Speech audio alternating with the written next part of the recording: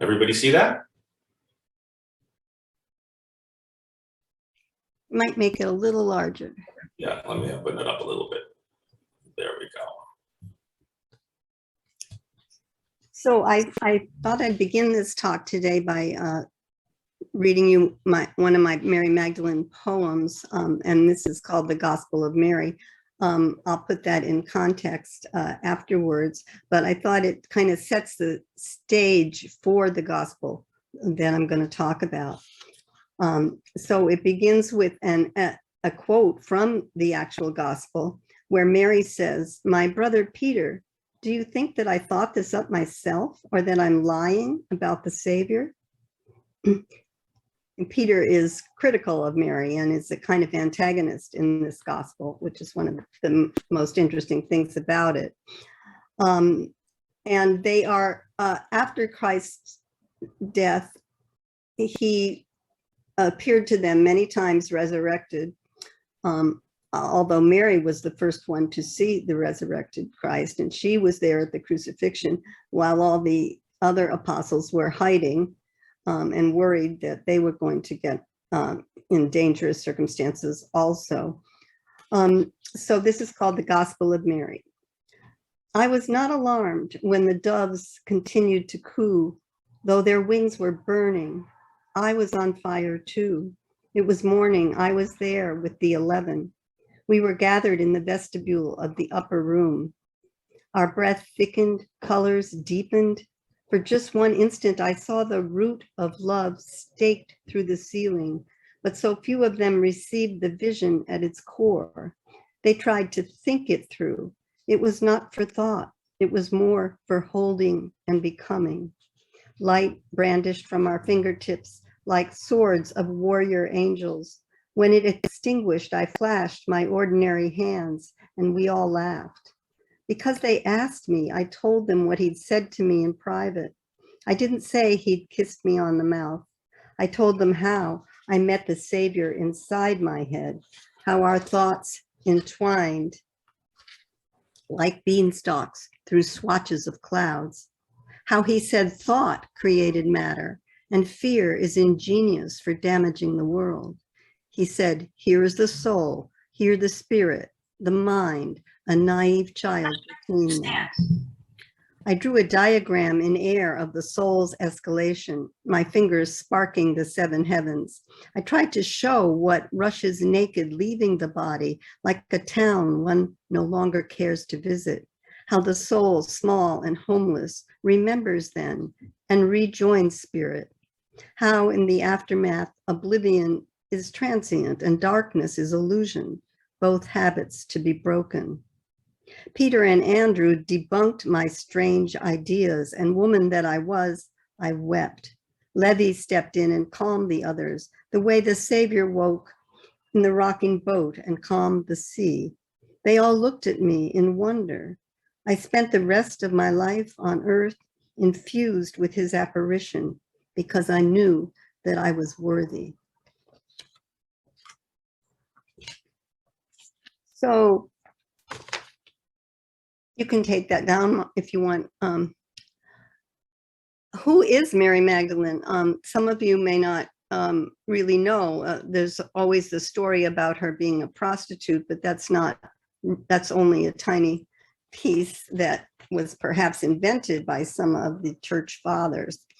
But the Gospel of Mary was found in 1896 in a container that was buried, and it was called the Berlin Codex. And they tried to publish it, but somehow it just got lost again. And then it didn't surface again until 1945, when it was found in the backyard of an Egyptian in Nag Hammadi, Egypt. And the container contained also all these other gospels, the Gospel of Philip, the Gospel of James, the Gospel of Thomas, something called the Dialogue of the Savior. And these were all apocryphal gospels in that they seem to deal with supernatural and heretical ideas in terms of what we've come to know as the Christian church. But this is at the formation, this is from the 2nd century. All of these had been copied onto papyrus, and if a gospel was worthy to be copied, it was considered valuable. And why were they hidden?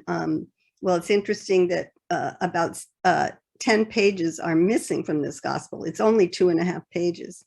And although the other gospels were quite intact, you have to wonder, well, why was Mary's gospel, destroyed? So Mary Magdalene doesn't really surface in the collective consciousness until the late 20th century, the 1990s. And suddenly she kind of bursts on the scene the way the angels burst on the scene in the 80s. And suddenly everybody was writing and talking about her. And of course, Dan Brown's novel, The Da Vinci Code, brought her into kind of a kitchen table conversation. So she's a mirror for our times. And the heretical ideas that she puts forward in this gospel are things that now we understand as spiritual seekers, as in Marco's treatment. We're all one, and we are one with God. That is a blasphemous idea in early Christianity, which is just coming out of Judaism, which has a whole bunch of laws about what is and what is not. So she's a mirror for our times. She's speculated perhaps as the bride of Christ. She's a pagan priestess in that she anoints Jesus at the Last Supper, and which is a ritual that was Egyptian, that was for the dying king. She takes this spikenard, which is this unguent, and puts it on Jesus. The other apostles don't understand why she's doing that, and one of them says, I think it was Judas actually, you're wasting all that expensive stuff. And Jesus says, let her do this, it's important. And they seem to have an intimacy and an understanding that he doesn't really have with the other apostles. In fact, Peter shows himself to be quite jealous in this gospel. So she's considered the apostle to the apostles. She's the holy grail of Arthurian myths, the Holy of Holies, the inner sanctum. She's the adored sinner, the penitent woman who had 7 demons exorcised by Christ in one of these stories. She's also the link between the Essenes and the early Gnostics. She is considered a carrier of Christ's bloodline in the legends, where she came to France and had his child named Sarah, who the gypsies in southern France worship. She's the bloodline that goes all the way up to the history of the Merovingian kings. And there's speculation that that the wedding at Cana, where Christ performed his first miracle, changing the water into wine, was their wedding. And I've always wondered in that story, even in the canonical Gospels, it's Mother Mary who goes up to him and says, they're running out of wine, you got to do something about it. And if, that sounds like they were responsible, they were giving the party. So she's, again, the first witness to the resurrection.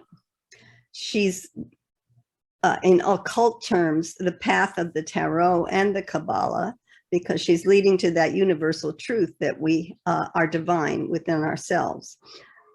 She's alchemical. She's the lead turning into gold, the philosopher's stone, the lapis lazuli, which is the purple stone of the philosopher's stone in alchemy. She's Isis, the Egyptian priestess, the pearl of great price. She's the secrets of the Ark of the Covenant. She represents a suppressed truth and a hidden teaching, and a journey through matter back to spirit. So these Gospels were found, and there's one called the Gospel of Philip, which has a quote where it says, Mary was his companion and he kissed her often on the mouth, which is interesting, if nothing else. And I just think it's remarkable that after 1,500 years of being hidden, these texts were discovered at a time of expanding feminine consciousness. And I was always studying Carl Jung, and Jung said that Christianity's dark side, or the goddess, was expunged from the Christian church. And if you repress, of course, anything, it goes into your shadow, and then it surfaces in a negative way. And I think that the scandals of the early 2000s with the Catholic Church and the priests and the sexual abuse was the shadow of the church, because it had expunged this dark feminine, which needs to be honored. The darkness also relates to the Black Madonnas, which I may not have time to get to, but the dark side has to do with sexuality and with repression. So these Gospels were deliberately hidden because the time maybe for this kind of a transformation of an archetype hadn't appeared yet. It seems to be here now. And even feminist scholars speak about knowledge that is located in the sexual chakras, and it's been forgotten in the world of patriarchy, the whole Piscean era of the last 2,000 years. And other scholars like Robert Graves and Ian Begg stress that this feminine knowledge has to do with irrational knowing, non-linear thinking. So it's right brain stuff. And this has also been related to intuition, that we don't need a mediary to talk to God, as we don't need priests and bishops and popes, that there is the ability in all of us to directly connect to God. And that's a very radical idea for those times. So the gospel is only 2.5 pages from what is left of it, but it's got 4 major parts. First of all, it's the resurrected Jesus come back to in one of his teaching sessions, and he's about to leave because the first 6 pages are missing. We come right into a conversation that seems to be the Jesus saying goodbye to them, that he's going to be leaving. And then the second part is all the apostles are very distressed after he leaves, and Mary Magdalene encourages them. She's the only one that seems to be stable in her steadfastness and confidence. And then the third part is Peter asks Mary to tell them what some of the secret teachings were. And the final part is the dispute among the disciples, and its resolution, you might say. So the first part is when Jesus is saying goodbye to them, and Peter is asking questions. And he asks, will matter then be utterly destroyed or not?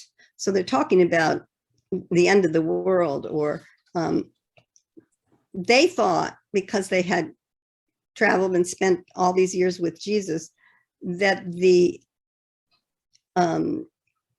what would you call it, the end of the world, or the revelation, or whatever, was going to happen at any moment, that the world was going to be transformed.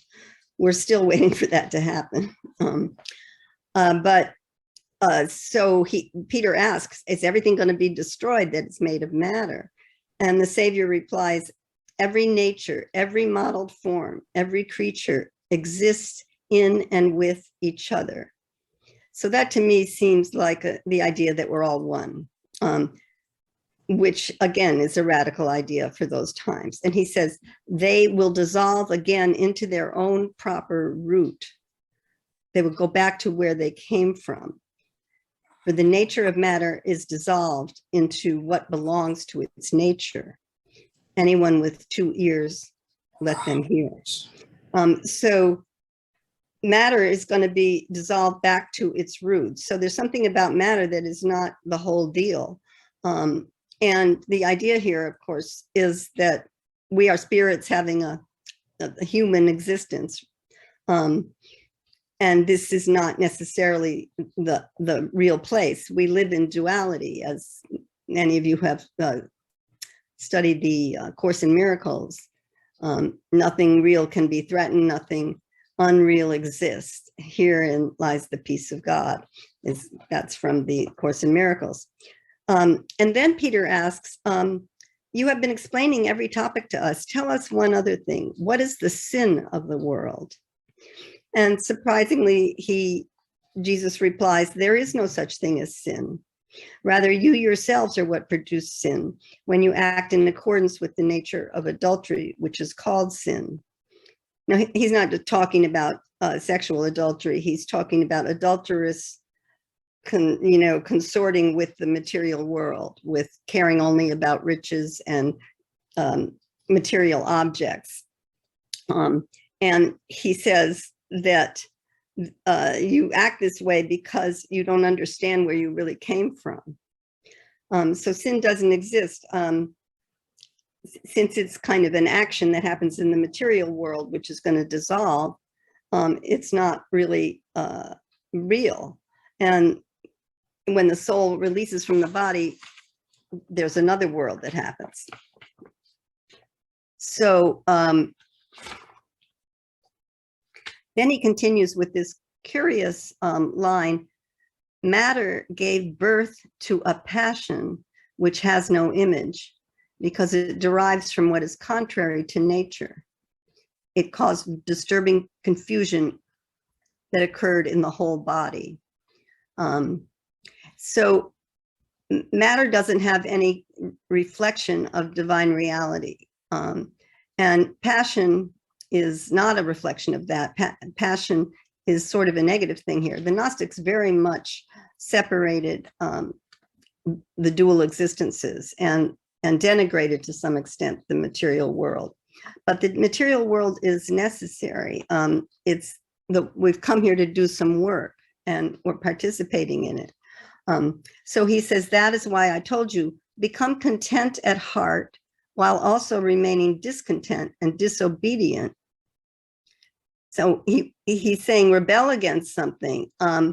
And basically he's saying, don't listen to anybody who tells you this is the truth or this is the truth. Find your own truth. Anyone with 2 ears, let them hear, he says again. So diseases of the soul are caused by people not recognizing the divine is the only reality. And if you recognize that, and then you live within that context in the material world, what you want to do is have a pure enough heart that you don't need to come back in being reincarnated. And when Mary tells the story, the parable that she shares with them is about the soul being stopped at very places on its way up to ascension by these negative powers who try to send it back into the world to dawn another incarnation. So then he says goodbye to them. He says, when the Blessed One had said these things, he greeted them with peace be with you. Acquire my peace within yourselves. And the current masses in the Catholic Church, there is a section in the ritual, which is peace be with you. But here he says, acquire my peace within yourselves. Look for it there within your own self. And he says, be on guard so that no one deceives you by saying, look over here or look over there. For the child of true humanity exists within you. And the child of true humanity is this pure heart, which is an organ and not just a place of emotional response. The heart is a place that has knowledge. Follow it, he says. go and then teach the good news about the realm with a capital R, meaning the higher world. And do not lay down any rule beyond what I determined for you, nor promulgate law like the lawgiver, or else you might be dominated by it. So don't make any laws because you might get caught up. Like don't judge anyone because those judgments will come back on you. So spiritual advancement can't be externally regulated with laws. Now they're coming from a religion of many, many laws and many, many rituals. So they don't really understand that. But the spiritual growth that you want to have is something that is a transformation within you. After he said these things, he departed. And then the disciples are all upset. They were distressed and wept greatly, it says. How are we going to go out to the rest of the world to announce the good news about the realm of the child of true humanity, they said. If they did not spare him, how will they spare us? So they're still afraid of what happened to Jesus. And then it says, then Mary stood up and she greeted them all, addressing her brothers and sisters, which is interesting because the Essenes and the early Gnostics in their groups, women were honored to some extent and could teach, but they were still kind of second fiddle to men. But that kind of tells us there were other women there at this appearance of Jesus. So that's interesting. She says, do not weep and be distressed. Let your hearts be irresolute, or let your hearts be irresolute, for his grace will be with you all and will shelter you. Rather, we should praise his greatness, for he has prepared us and made us true human beings. In one of the Greek translations, he made us into anthropos, which is kind of the individuated individual, the person who has reached wholeness. Mary says these things, and she turned their heart toward the good, and they began to debate about the words of the Savior. So she calms them down. It also indicates in some translations that she went around and kissed everyone. And she is steadfast in her, sort of in herself, in her confidence, and she's trying to calm everybody down. Then Peter asks her, teach us something. He says, we know that the Savior loved you more than all other women. Tell us the words of the Savior that you remember, the things which you know that we don't because we haven't heard them. And Mary responds, I will teach you about what has been hidden from you. That's kind of interesting that she had some knowledge that they didn't have access to. And so she tells them, she said, I saw the Lord in a vision. And I said to him, Lord, I see you today in a vision. He answered me, how wonderful you are for not wavering at seeing me. For where the mind is, there is the treasure. Interesting that he compliments her on not being scared of this ghostly image or whatever she encountered. And he emphasizes the mind here as a treasure. And that works into the next question she asks him. She says, so anyway, how am I seeing this vision? She says, do I see it with the spirit or do I see it with my soul? And he basically says, it's the mind that you see the vision through. And the mind, there's a Latin word called nous, N-O-U-S, and that's in many of the translations. And it means the imaginative mind. That the imagination is very important. It's part of healing. And it's part of, when we do a treatment, we try to visualize what it is that we want, and that's how it can become manifest. So this imaginative mind is what he values here. And so he says, a person does not see with the soul or with the spirit, rather the mind, which exists between the two. That's what sees the vision. And then again, 4 pages are missing. We next come in back into the text where there's the middle of her parable. She's telling the other disciples what he taught her.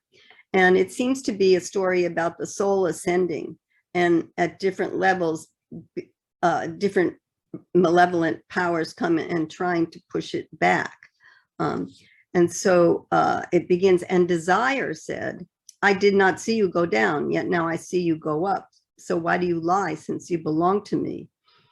The soul answers, I saw you. You did not see me, nor did you know me. You mistook the garment I wore for my true self, and you did not recognize me. Basically saying that, you know, I'm no longer my body. So you didn't recognize me as a soul, but I know who I am, and I'm not listening to you. And desire is trying to stop the soul in its ascension. And then the soul goes on its way. And then it comes to the third power, which is called ignorance. And ignorance examined the soul closely, saying, what are you doing? You are bound by wickedness. Indeed, you are bound. Do not judge. And the soul said, why do you judge me, since I have not passed judgment? I have been bound, but I have not bound anything. They did not recognize me, because I have recognized that the universe is to be dissolved, both the things of earth and those of heaven. And we know that it says in other places in the New Testament that heaven and earth will pass away. So heaven seems to be a little bit different from the eternal realm where we came from, and that's part of the mystery here. But the third power is ignorance, and it stops her. And then it goes on to another power that had 7 forms. The first form is darkness. The fourth is zeal for death. I think that word zeal is not taken in the context that we know it. I think it's about the fear of death. The fifth is the realm of the flesh. The sixth is the foolish wisdom of the flesh. The seventh is the wisdom of the wrathful person. And there are 7 powers of wrath. So they all interrogate the soul. They say, you know, where are you coming from? You're a murderer, because it doesn't have a body. That's all I can figure out why they would say you're a murderer. Another translation says you're a human killer. And where are you going? And space conqueror, which I think refers to the fact that it has traversed the spheres in its ascendance. And it says, you know, more conundrum here. In the world, I was set loose from the world, in a type from a type which is above and from the chain of forgetfulness which exists in time. Now, I think this is also referring to reincarnation, that when you go back into a new incarnation, there's a forgetfulness, and that you live in time in the body on earth. But the soul says to them, from this hour on, for the time of the due season of this eon, I will receive rest in silence. And then it says, and then Mary was silent. So the soul's insight into its own sort of spiritual identity is very confident here. It has a sense of self-worth to it, and seems to be able to overcome these illegitimate dominations that the powers want to present to her. And so they're all just quiet for a minute. And then Andrew, one of the disciples, responds, and he says, brothers and sisters, say what you will about the things that she said, but I do not believe that the Savior said these things. Indeed, these teachings are strange ideas. And then Peter responds with similar concerns. He says, did the Savior speak then to a woman in private without our knowing about it? Are we to turn around and listen to her? Did he choose her over us? Well, there's a place in Philip's gospel where it says that he loved her more, that she is the disciple that Jesus loved, which is talked about in John's gospel. He says, are we to turn around and listen to her? And then Mary weeps, which is, we can forgive her for that, but her feelings are hurt. And that's when she says to Peter, what are you thinking of? Do you think I'm just made all this up and I'm lying? And then another disciple, Levi, steps in and he scolds Peter. He says, you've always been a wrathful person. And Peter's known to be kind of a hothead. And in different places, he also has denigrated women and things that he has said. And so Levi says to him, now I see you're contending against the woman like the adversaries. The adversaries are the powers that were trying to hold the soul back. He says, if the Savior made her worthy, who are you then for your part to reject her? Assuredly, the Savior's knowledge of her is completely reliable. That is why he loved her more than us. Rather, we should be ashamed. We should clothe ourselves instead with the perfect human, that anthropos that we were talking about. Acquire it for ourselves as he commanded us and announced the good news, not laying down any other rules or laws that differ from what the Savior said. And then it ends with, after these things, they started to go out to teach and to preach. So I think the big takeaway here is that the soul knows its spiritual nature in the parable that she tells them, and that she keeps her cool, and there's always a peace and a steadfastness and freedom within her, and that his teachings also are not about setting down laws, and they're not about going out and finding something outside of you, that it's inside of you. You came from perfection. You are part of the Godhead. But this, of course, was very radical in those days. So spiritual maturity is the criterion for preaching the gospel and having some legitimate authority. And she seems to be spiritually mature while they are kind of squabbling within each other. It also shows us that the beginnings of Christianity weren't unified, that there was a lot of different sects, and that's S-E-C-T-S, not S-E-X. And also there's an indication in these Gospels that God is non-gendered and transcendent and immaterial, and that the true human soul is also that. So that's another thing to take away from this. And don't just be a subject of the world, be a citizen who can make choices. Don't just listen to the law and to people who are above you. I mean, he tells them to be disobedient.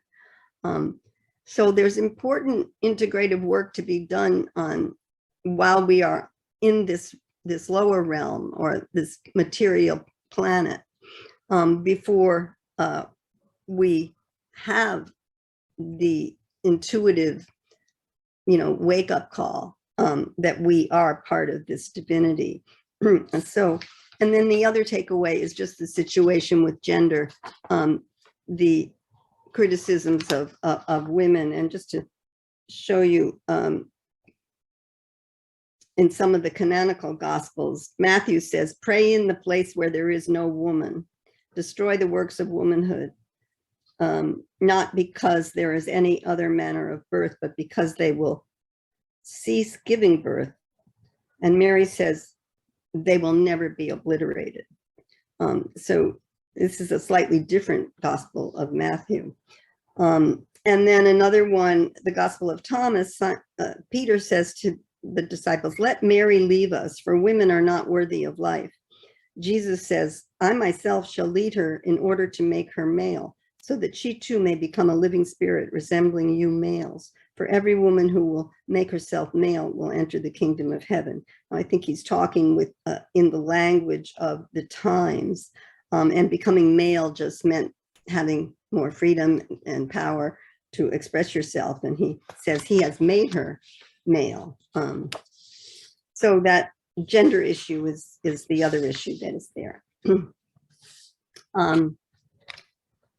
So what strikes me is that this teaching is really pretty close to Ernest Holmes and to the Course in Miracles. And though it doesn't seem all that radical to us because we have studied that at the time, it was very confusing for even the apostles. And they did not understand his teachings as well as Mary did. And the Church of Mary goes on. It goes up through the ages. The Cathars celebrated it. The Templars built their cathedrals to honor the Black Madonnas who represented that teaching. There's 450 Black Madonnas in the world. They are statues and paintings and images, and 200 of them are in France. So I went to France with 5 other women, and we toured all the Mary Magdalene spots, and and I also went to Israel and went to Magdala, where she was from. And there are stories that actually she was from a wealthy family, and she was Lazarus's sister and Martha's sister, and that they financed a lot of Jesus's mission.